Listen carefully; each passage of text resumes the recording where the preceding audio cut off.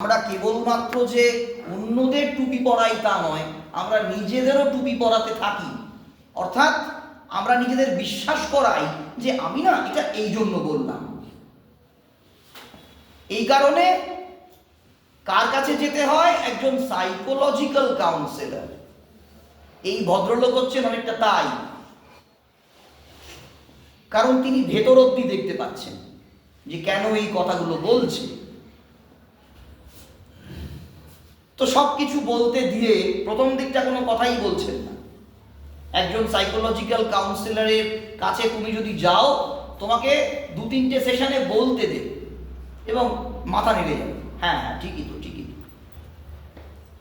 কিন্তু তারপরে একটা জার্ক, সেখানে কি বলছেন? শ্লোকটা খুব অসাধারণ। আমি মূলত প্রথম 2টো অধ্যায়ের ওপরেই জোর দেব।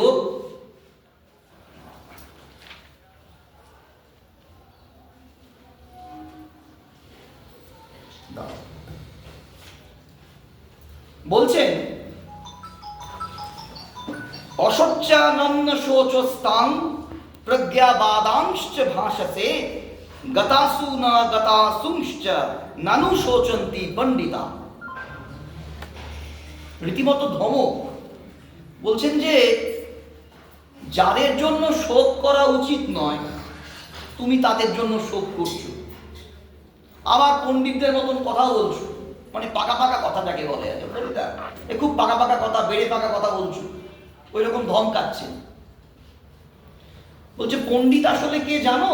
যে মৃত জীবিত কারোর জন্যই শোক করে। এই কিন্তু প্রথম ভগবান অর্থাৎ শ্রীকৃষ্ণ, তিনি প্রথম অর্জুনকে ধাক্কাটা দিচ্ছেন। প্রথম হচ্ছে যে তুমি যে শোকটা করছো, দুরকম ভাবে একজনকে প্রবোধ দেওয়া যায়, একজনকে সান্ত্বনা দেওয়া যায়। একজন আমার কাছে, কেন? হ্যাঁ যাও।